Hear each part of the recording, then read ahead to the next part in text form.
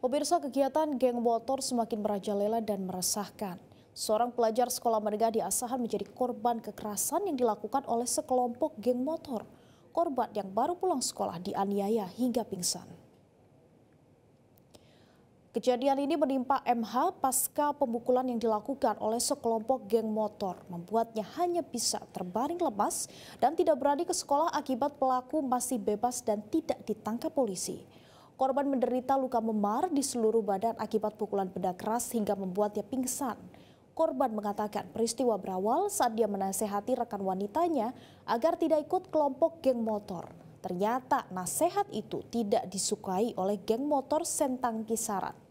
Karena keterbatasan ekonomi, korban hanya dirawat seadanya di rumah. Orang tua korban menyesalkan tindakan pihak kepolisian Asahan yang terkesan lamban bertindak, walaupun sudah sepekan peristiwa tersebut dilaporkan.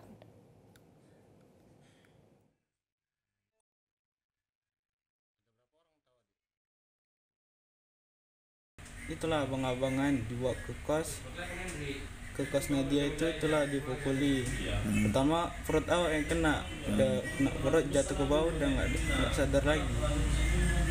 Nggak cerita aja lah. Cuma nampak awak si pawas itulah yang ujung roti. Tapi kenal sama yang mukul ini ya?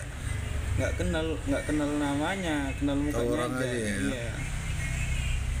Ya itu, nah itulah. Warta nggak sadar lagi. Jelajahi cara baru mendapatkan informasi. Download Metro TV Extend sekarang.